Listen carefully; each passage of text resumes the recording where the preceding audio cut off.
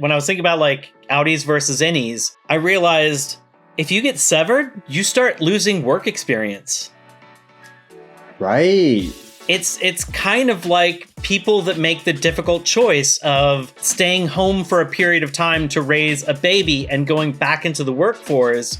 Where, like, if I saw somebody that was, severed on the resume, I might be prejudiced against them, not because I, like, think they're a terrible person, but rather, like, okay, so you're telling me you basically haven't worked in 2 years? That's a good point. Okay, I feel like that scene where they all go down into the severed floor brings up a question that I feel like we got kind of a bit of a debate going on in our comments about whether Helly is Helena. And yeah. I know we still have a lot to talk about Helly and Helena, but I'm just curious of what you think. Do you think that it is Helly or Helena? Hello and welcome to Road Goes Ever On and On. Today, Sterling and I are talking about the hit Apple TV series Severance Season 2, Episode 2, Goodbye, Mrs. Selvig, so spoilers are ahead. And if you are enjoying this content, a like would be appreciated. And if you want to stay up to date with all of the content we produce, just hit that subscribe button and turn on that bell for notifications. And with that, Sterling, holy moly. Overall thoughts, what do you think? Ooh, I loved what they did here doing, the last one kind of all innie, this one being all outie. It reminds me of what they did with the first episode of the first season, where we got like new perspective and it gave us different information on something, except in this case, it was over 2 episodes instead of being done in the same episode. And then it gave me Rickon, which made my heart happy. Anytime I get some Rickon in my life. He's great. I thought they did a silo. They did first. Yeah.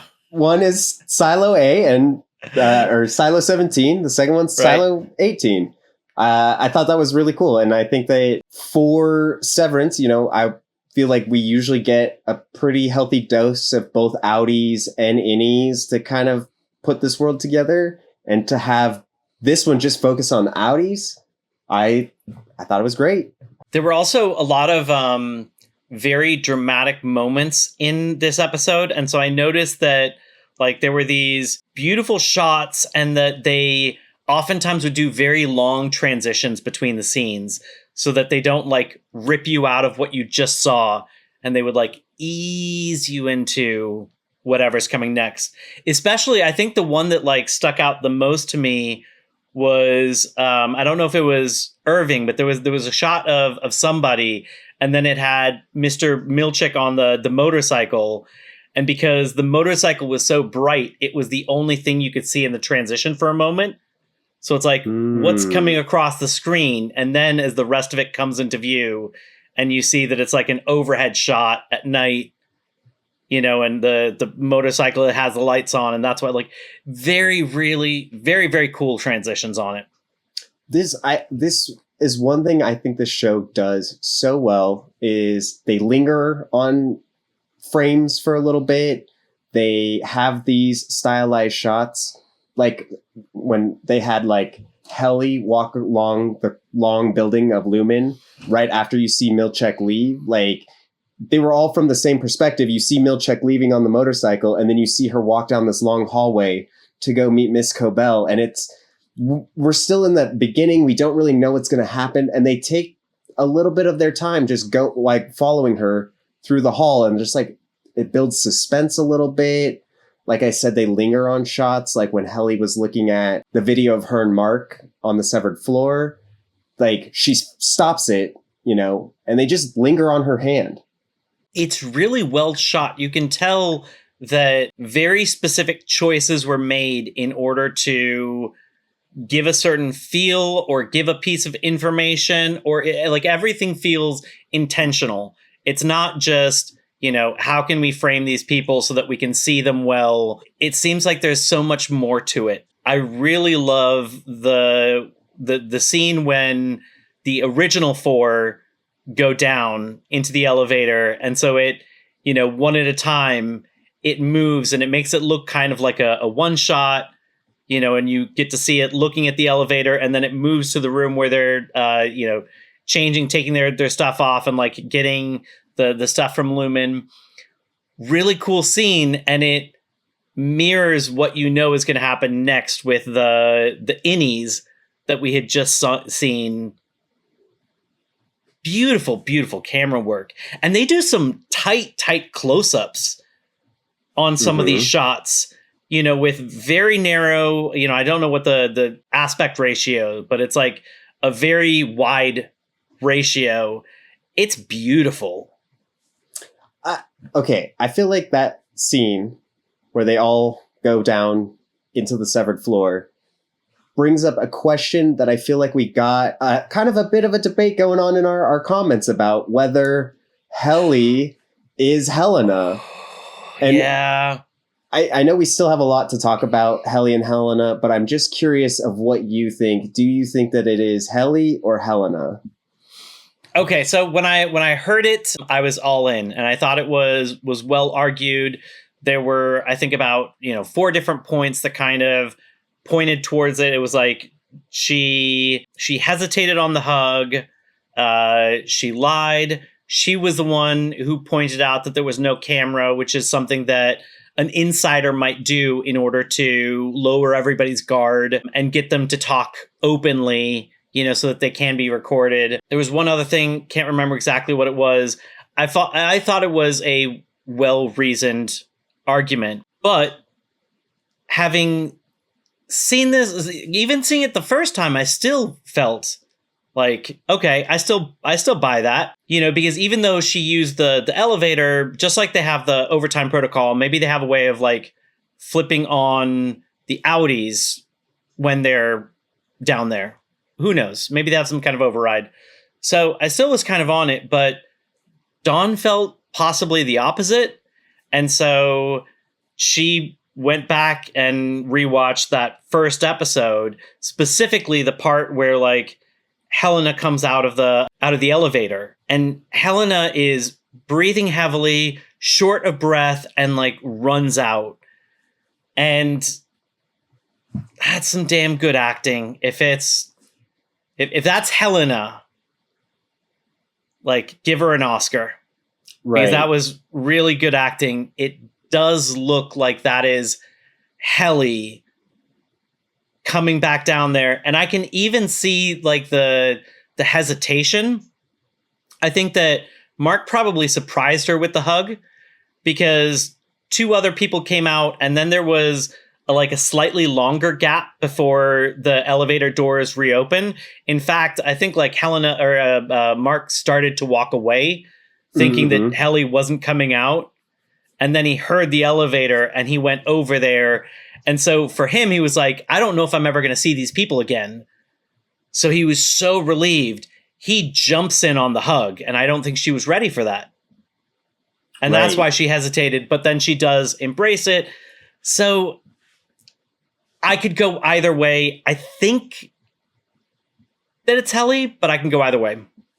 I think it is Helly. I feel like,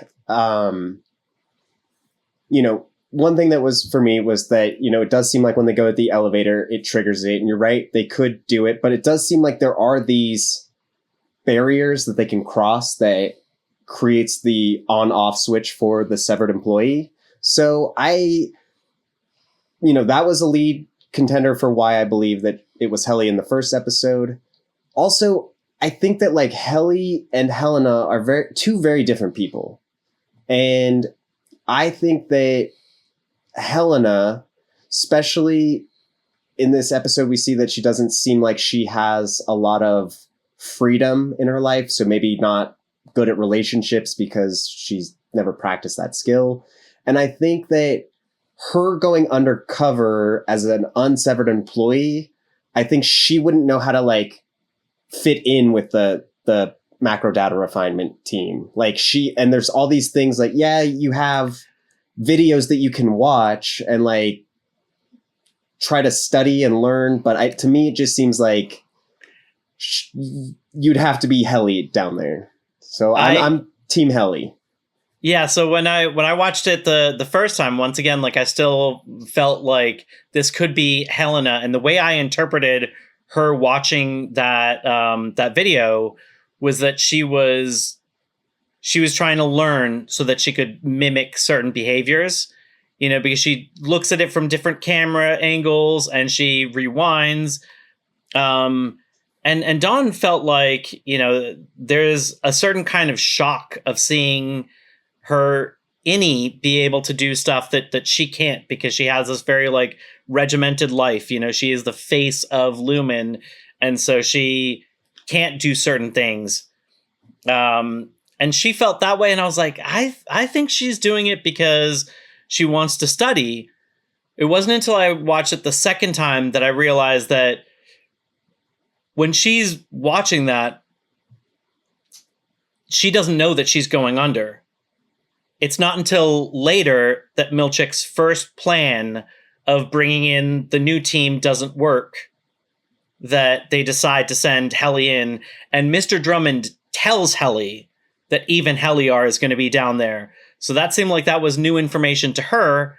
So I definitely don't think she was trying to mimic. I do think that she was seeing this, and it was kind of surprising. So once again, that lends credence to the fact that could legitimately be Heliar down there. Now, there is one weird thing from the intro that still gives me a little bit of thought that like it could be Helena. Okay. But first, what were your thoughts of the intro? Well, I was surprised we got a brand new intro. Like, I know, I wondered about that. Like, are we going to get a new one? We're going to keep the same one. And they left us hanging episode 1 by doing what they did episode 1 of last season, not having the intro. And I love that last season because like it let us get acquainted with this weird world before we got the intro. And by the time we got the intro, I was like, oh, this intro fits perfectly. I love it. Mm-hmm. And I think this intro, like everything I liked from the first season intro, I feel like they brought a new level to it of like the first intro kind of doesn't, there's not a lot connecting it to the season of what you're watching. But like in this one, I feel like we see a lot. Like there's like Miss Selvig's in it at one point. We see the picture of the goat, which the goat is mysterious and important. We don't know what it is. And, we see different things like Irv at one point, babies. And the baby thing is really sticking out to me because of a theory also in our comments about Miss Huang being Mark and Miss Casey's child. And They do seem very intent on Mark having to work there. So it almost seems like MDR is all about Mark, which is crazy. And all about Cold Harbor. Right. That was the important thing that I got. Like I'm not 100% sure that they want Mark there for the long haul, but definitely that they need him to complete this file. And I wonder if, like you mentioned, a parallel between this and Silo. I wonder if there is a parallel where everything is leading up to the completion of the file. Like last season ended with them finally completing the file, getting the reward for it, and being able to use that reward to kind of hijack the system. And I wonder if this season is leading up to Lumon really needs this file to be completed. We do know that there's kind of an expiration on them if you don't complete them in time. But now that we know that this is somehow related to Gemma, I think we don't want them to complete the file.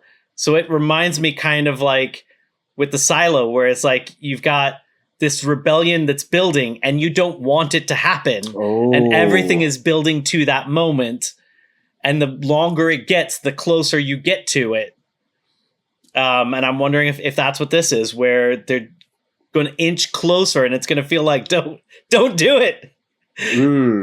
Well, I mean, it kind of just brings into question, like, one, the files are usually like names, like the Tuberville file. Like they seem like either last names, but like Cold Harbor seems odd. And I don't think we saw Mark actually working on Cold Harbor, but like it panned to Cold Harbor. So I'm wondering, how long has he been working on Cold Harbor? Like, has it been since Gemma first got there? Has it been since Mark first got there? What makes Mark working on it important? Like, I think, clearly has something to do because it's Gemma, but what is it? And I think we're going to be teased this mystery throughout the season, maybe further. But going back to another Silo reference, I think almost Helly might be this Juliet character, or Helena, where she almost, like, one, she has a huge connection to her Outie, or Innie, and she kind of had a war with her Innie in the last season, and there was a part where she, like, touched her throat, like right after this incident happened, and I felt like that was almost like traumatic for her, that Helly, because they even talk about, Milchek says that it was like a violation of their existence, and Helly did this, so I think that it was really threatening to Helena, but I think that maybe Helena might see this version of herself that might be happier than being an Egan. And I could see her eventually being the squeaky wheel that helps the Innies in future episodes. It's interesting because in the first season, Helena definitely viewed, and I think she still views Helly as less than. Mm-hmm. And, I think she didn't want Helly to intrude in her life in any way. And Helly somehow found, with that rope to affect Helena quite profoundly. And it could have been much worse for Helena. So I think that was kind of scary to realize that her Innie could somehow hold any power over her. And then, like you're pointing out, to then find out that her Innie could have better, richer experiences than she has is really got to be messing with her mind. Yeah, and I mean, especially if it is as true as we see for Helly, that she is like strict regiment, has to like, is a disappointment to her father. Okay, I love that language, by the way. Fetid moppet, because to me, there are some things about this show that feel like it's slightly in the future because of like the technology, not far in the future. But then there's other things that make it feel kind of antiquated in the past. And like that language sounds like fetid. You definitely can kind of hear that today. But moppet is not something you would probably hear today, at least not from like the US. I feel like you hear that in like old UK shows. Well, that might lend credence that might be Kier. Like, remember in that last season, they were kind of talking about I forget what it was called, some ceremony, the changing or the something. Revolving. Yes. The revolving, right. Yes, I know.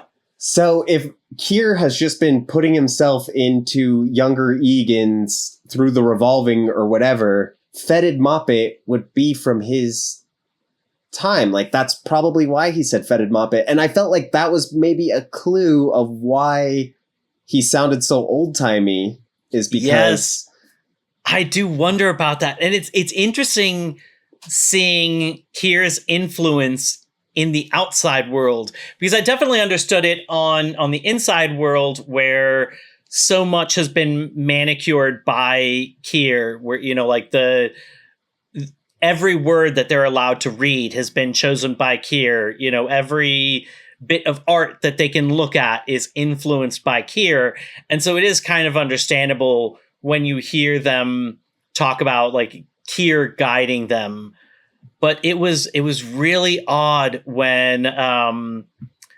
Milchek said, "Shall I fire them?" And Helena responded with, "Let Kier guide your hand." So that's even in the outside world. There are people that talk about him almost like this godlike status. I mean, we saw that last season with Miss Cobel, how obsessed with Kier she was. She had a shrine to him, and like she's just management. Like she's not related to anybody, you know. But she was raised in the system because she went to like some kind of like Kier girls' school of something or other, you know. Yeah. So I think she was indoctrinated from a very young age. Oh yeah, 100%. And so. I mean, there is just this weird thing for Lumon. Like, we still don't know exactly what Lumon is doing. Like, we know they do some medical stuff, potentially. But we ultimately don't know, like, what their main goal with severing employees are. You know, the Cold Harbor file, the MDR. We still, like, don't know the underlying goal of Kier. And whether, you know, he's revolving with the board or whatever to facilitate this, like what is the ultimate end goal of Lumon as a whole, and what steps are they willing to take to get to that goal? You know, it was interesting to me when Helena was doing damage control. You mentioned that, you know, Lumon does something medical related. I loved her excuse. She said that she'd consumed alcohol, you know, while taking non-Lumon medication for an arm rash, which to a certain extent is kind of like blaming the competition. You know, your medication plus alcohol can cause people to do some pretty bad things.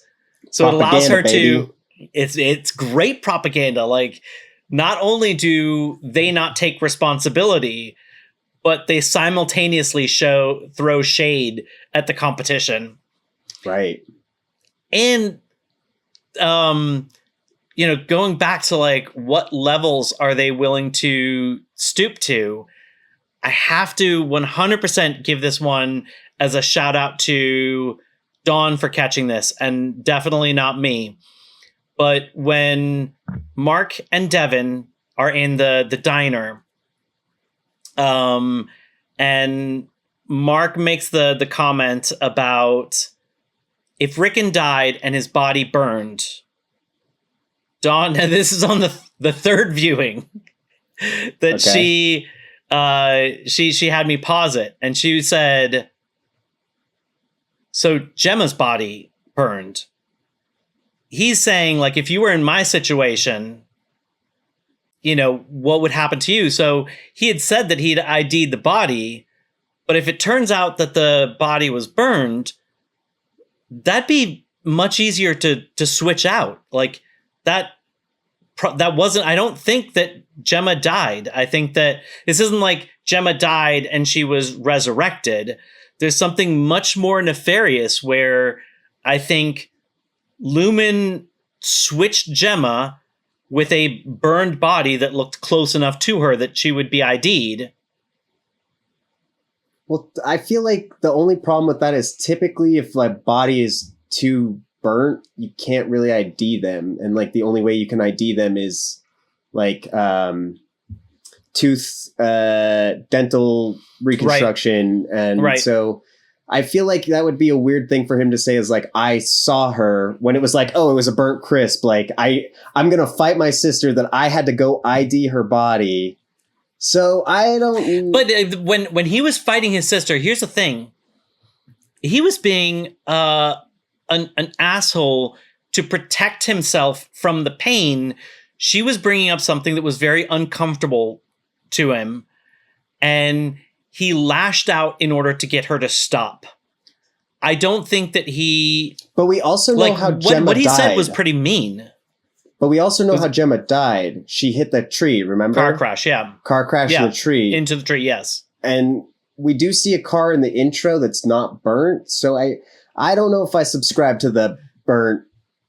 That's like that. I feel like that would have to be a whole lot to be like, oh, she hit a tree and she caught on fire. Because, you know, those trees are so flammable in California. But the engine explodes. I guess it's not, but yes, the trees are very flammable in I don't California, know. Unfortunately.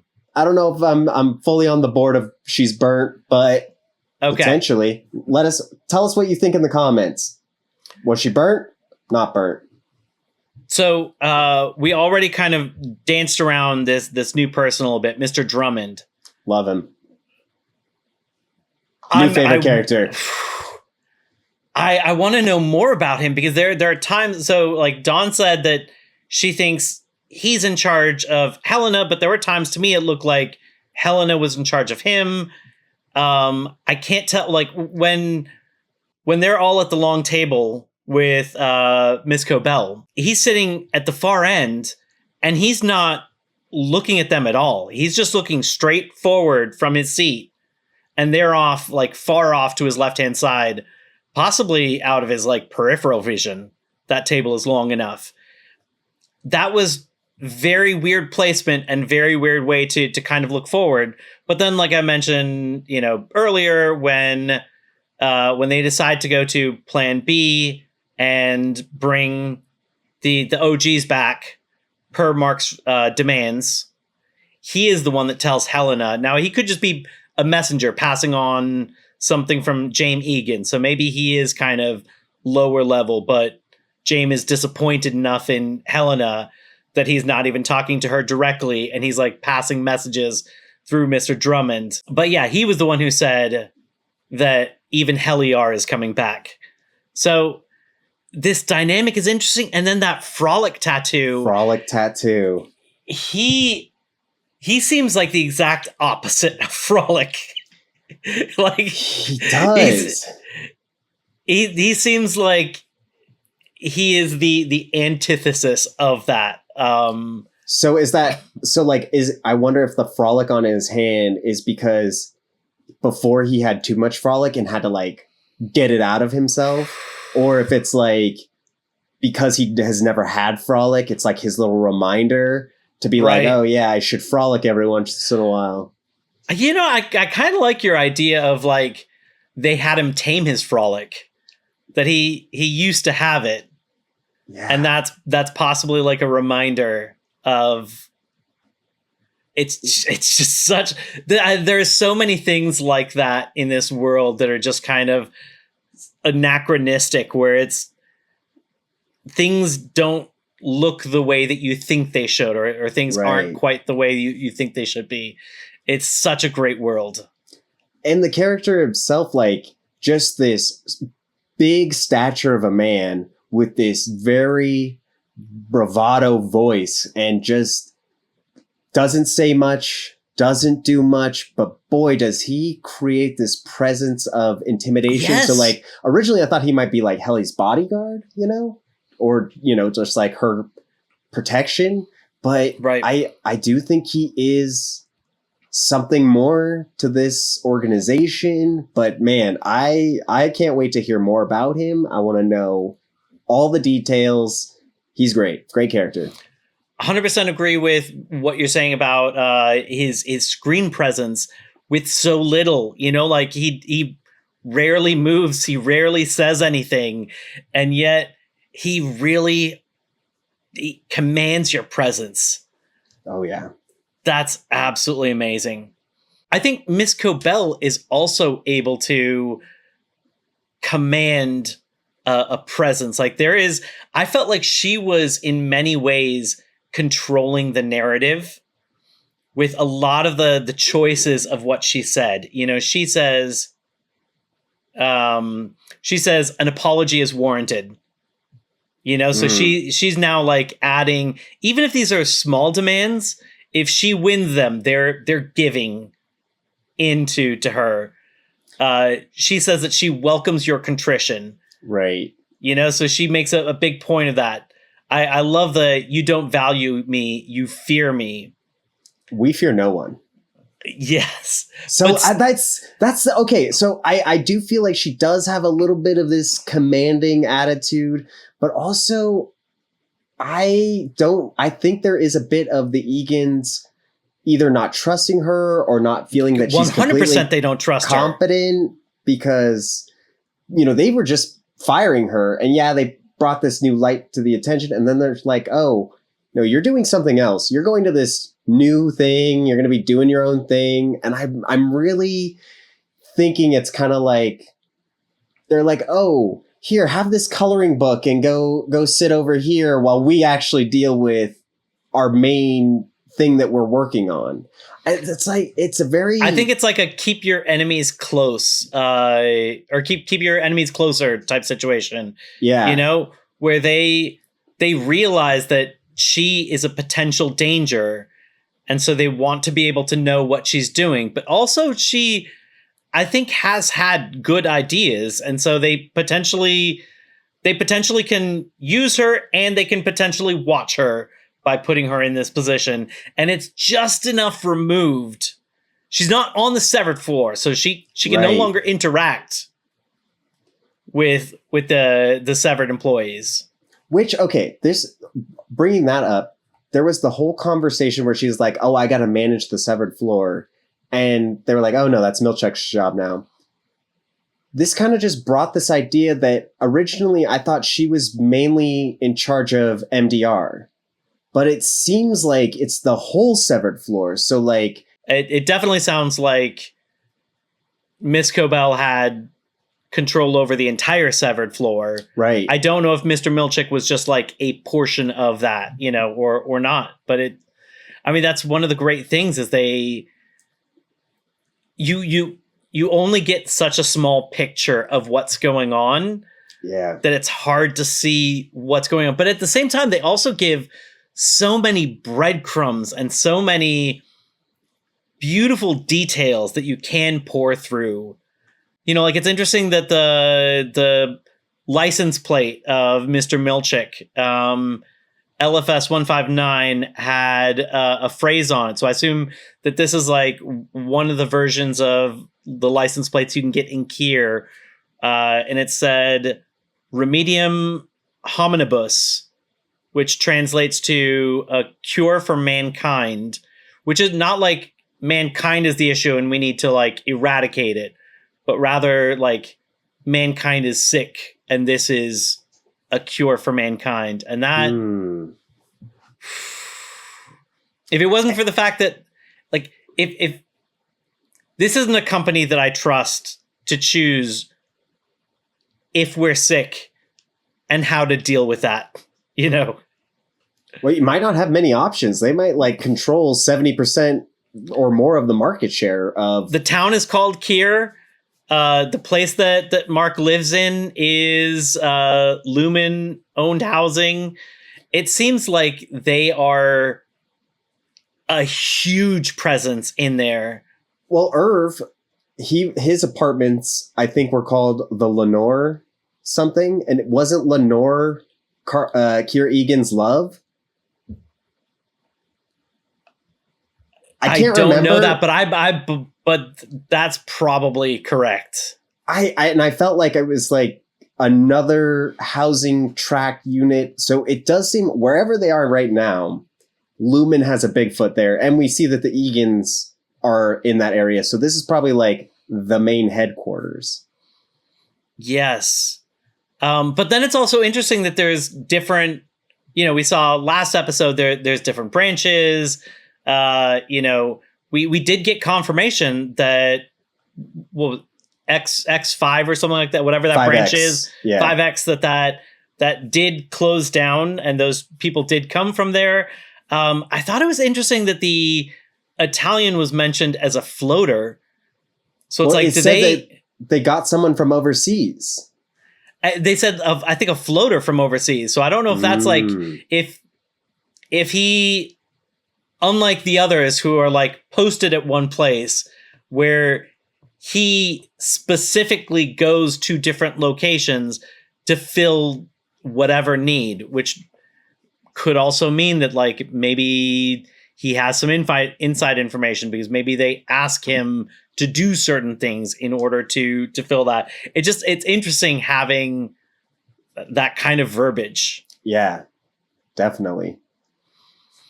I think that we saw a lot of the lies from the last episode confirmed as lies, and it was, yes, we theorized on a bunch of those, and I think we were right on a bunch of those, but there were a few that we didn't necessarily mention that were kind of interesting. Like I thought it was Mr. Milchick had said that everyone refused except for Mark, and Mark begged to come back. And Mark was like the only one refused. Mark, right? So it's interesting seeing those kind of lies and the mind games that Milchick plays. Oh God, he's so manipulative. So manipulative. I love Trammell, I think is his name. I love this actor. I need to see him in so much more now. The way that he, like, when he said to Mark, what your innie did today was completely unauthorized. It was also very brave. I'd hate to reward his courage with non-existence. That we talked in the last episode about death in this show. And in this case, he's basically telling Mark, like, you really want to kill this guy? Yeah. It's a version of you who is a good, version of yourself. And like later on when he's talking to Mark and he's like, he brings up Gemma and he's like, you told me that you were choking on her ghost. This Mark is so happy. He's funny. He has found love. And it's like this other way of being like, what he is experiencing down there will translate to you. You will feel better. You will get more from being back at Lumon than what you're getting now. And like, this is probably a cure for you. So manipulative. I know those questions, he said he had 3 questions, but they basically were rhetorical because he wasn't really waiting for a response on any of them. And I really felt like the last one was the most brilliant because to me, it was kind of like a 1-2 punch where the first punch of, he mentioned, as soon as he mentioned Gemma's name, you could see that like that caused pain. And it's something that Mark doesn't want to talk about. He already was unhappy about Devin pushing this topic. And now here, Mr. Milchick is somebody he doesn't deal with, almost a stranger to him, bringing it up.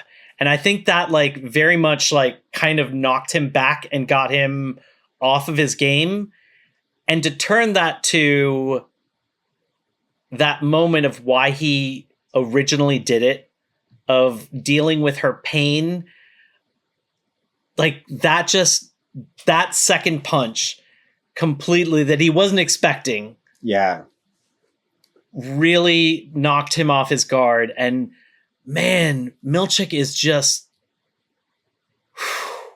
Well, but I also do think that Milchick may have been right that Mark's Outie does carry a little bit of what his innie experiences. And partially the reason I think that is last season, before they came out, Helly kisses Mark. And in the beginning, or most of the last season, Mark was barely functioning, like not changing light bulbs, alcoholic, not doing well. And specifically after this whole incident that happened at Devin's house, he was changing a light bulb. Like he had before Milchick got there, he had the ability to be like, okay, I am bettering my life. So I do think there is some carryover that Outie Mark does get from the positive life that innie Mark is living. And I think we are going to see more of that, of Mark being a progressive or productive individual in Outie world. And it's interesting because, the company thinks that they've created this thing that they originally thought wasn't reversible. They've potentially found out that's not true. They think it's ironclad of the separation. They have that first questionnaire when you are, when you first come out as an innie that checks that you don't have knowledge specific to you. And that last question of name any state, showing that you do still have general knowledge, so it did work. But we've seen with Irv that things definitely go through, and potentially without Irv, things might go through both ways. And maybe as we're theorizing with Helena, that, you know, Helly as a good person could possibly influence Helena as this person that is coming from this sinister family, you know, that she could possibly positively influence her Outie, and that maybe Mark S is positively influencing, you know, his Outie as well. I definitely like that kind of idea. And I think that all of them could potentially benefit from, you know, their other side, you know, their innies and outies. I think that Dylan clearly has issues. It seems like, so based off his resume, a lot of short-term employment and then Lumon. So it sounds to me like he struggles with keeping a job. Yeah. And so I don't think he went to Lumon because he wanted to get severed. I think he was desperate for a job. Yeah. And he was like, I'll take whatever I can get. Even if it, like, we're now learning that people aren't just unhappy with the idea of Severance and the company of Lumon, but there's prejudice against the people that get severed. Like, there's something wrong with them. Yeah. And I think that they illustrated it perfectly with his interview where he's talking to a guy that looks just like him. He loves doors. He's answering all these doors. Like, he would be a perfect door guy. You know, he's going to crush this job. There's no reason to hire him. And then he lets out that he was severed. And it was just like, it changed the whole vibe of the interview. You're out. We don't want two of you weirdos here. We want one of you weirdos here. And I think that, like, super telling about the severed program.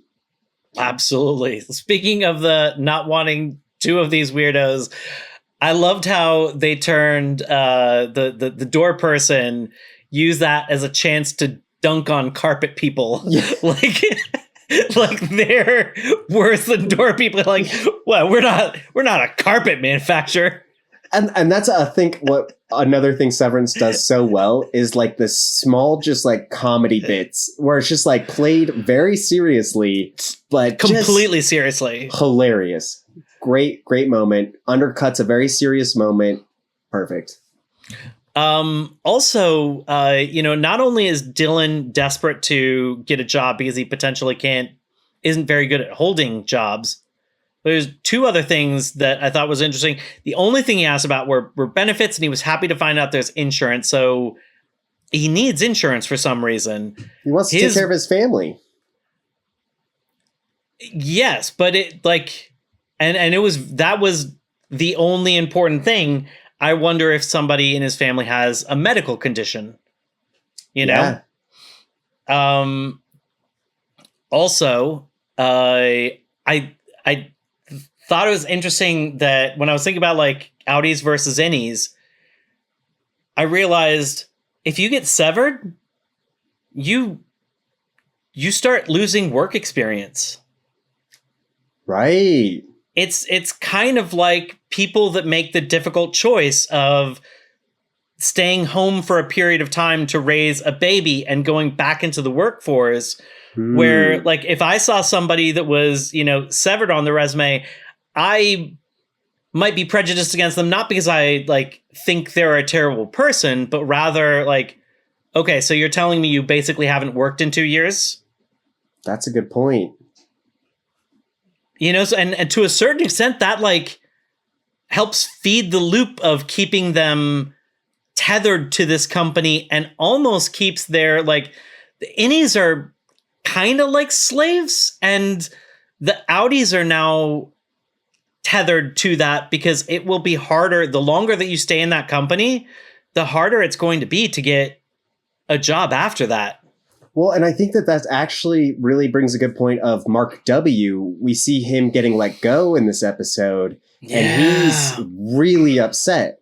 And he looks like he's probably been in the game long enough that he's felt what it's like to look for a job as a severed employee. And so he was furious. Like, it didn't seem like they were trying to relocate him, take him to a new place. They were just like, you're done. Which makes sense because he also said that they couldn't close anything or couldn't close a file. Right. But I think that also, his anger was justified because he realizes how difficult it is on the outside. Yeah. Wow. The other great thing about that whole door portion was that so I've been listening to the Severance, the official Severance podcast, with Ben Stiller, Adam Scott, and then they bring in, you know, a guest host to talk about something. And the one for season 2, episode 1, Dan Erickson, the creator of Severance, was talking about the impetus for him. And he had the most mind-numbing job that he just could not stand. Everything about it was just made him know that, like, he needed to do something else with his life. He worked at a door manufacturer. Oh. So interesting. I think this is a way for him to get a little bit of a dig into that kind of mind-numbing work, but then also to kind of point out some of the ridiculous things that you have to care about in that job, you know, like types of doors and types of finishes and, right. you know, like all of these minor details. And it's like, do you really care about that? But they're important to that job. Yeah, I did know that, but I did really like that we get to see more of the other Outies other than Mark. Like, we are taking a peek into Dylan G's life. Yes. We're getting a peek into Helena's life and what her struggles are. And we got the least of Irv, but we are getting pieces of his life, of what's happening on the outside. And I want to talk about Irv for a second. Yes. We see when Milchek goes there, he's at home. There was definitely some interaction between Irv and Bert in some way. And I don't know if you have any thoughts on what happened, but later on we see Irv talking in a phone booth, so he's like trying to talk off the grid. He's on a phone booth and he said, "My innie got the message." I'm curious how his innie got the message. And he also said to that person on the phone, "I know you're not talking to me," or something along those lines. No. Who is that person that he's talking to? I don't know, but it's interesting that, you know, he was the only person that has like a list of other severed employees, and he has like some of their names marked. So it's like he is investigating or something. He definitely seems like he has an agenda related to Lumon, and that became uber clear when he was like the only person that super clearly lied because he didn't want to tip his hand to Mr. Milchek when he came in. I don't know who he's talking to. I think that like there's still more information that they're specifically withholding from us. Mm-hmm. Who he's talking to, and then I don't know why, but I think that Dylan's wife is going to be important. Ooh, and we specifically didn't see her. We just heard her voice. Like there's that whole like family visitation wing. Right.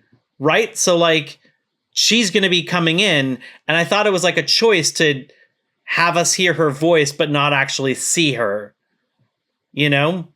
And there's clearly somebody else with Irving. That are they mad at him? Why are they mad at him? You know, why would he be telling them secret plans about contacting his innie? How did he contact? Like, how did the innie get the message? It's wild how like just a few words has raised like 5 questions. Because we also saw Irv almost not staying at MDR. Like he almost. So like if he got a message, if the innie got the message, then what?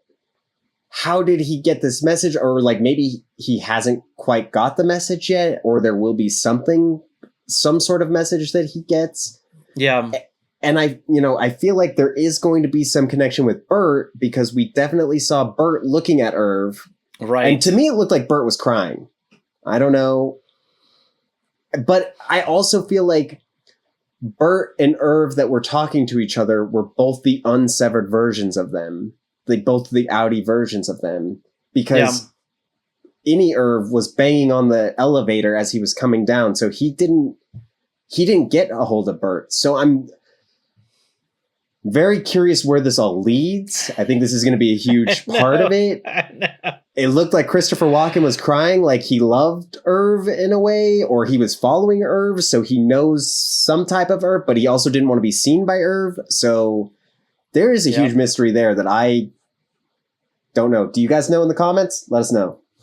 Absolutely. And I think there was one thing that wasn't in this episode, and because it wasn't in this episode, to me, it raises even more questions. And you already referenced this, which is Miss Wong. Why was she the only person from the first episode that we didn't get a different perspective on? Is she one of the people that never goes out? So whether she's severed or not, like she's always on or below the severed floor. What's her story, and why did we not get a nugget of that? That to me was a very specific choice. Because she's a clone or a baby or something. I'm telling you, this baby theory from the intro, we saw some weird babies. I'm thinking she's something. She's something. We're gonna, but also she's a kid. Like what? To me, it seems like she had to come from down below, because she does kind of seem like an experiment to me. I said this in the last episode, where she does seem like she's possibly a genuine kid that has had experiences of a genuine kid. She does say that she remembers being a crossing guard before this. She has childlike aspects, and that she's like playing that little game, with like the Cure Diver. Yep. But then on the other hand, she also is more mature than a traditional kid in being like most, I said last episode, most kids wouldn't be able to differentiate that, like, you shouldn't be friends with the people below. Like there needs to be a distinction with like management.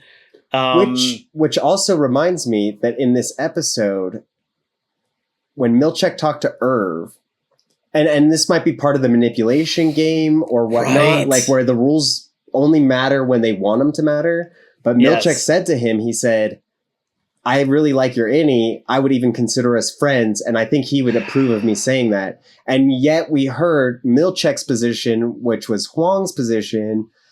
She said, we're not friends. We are completely different levels, so we cannot be friends. So why mind Milchek games. is, it's probably the mind games. It's the manipulation. Mind games. They are so manipulative with the people on the outside and the people on the inside. They are taking advantage of people that are at their absolute worst in order to create these severed employees. Dylan, who can't keep a steady job and needs health insurance, he doesn't have an option. Mark, who's just desperate to have a short period of time where it's wild that like he doesn't even remember that he doesn't think about his wife, but because his innie doesn't think about his wife, it maybe gives his like body a moment to not deal with that, so he can come out of the elevator like slightly refreshed and feeling slightly better for not having thought about her for 8 hours, even though he doesn't remember that period of time. Like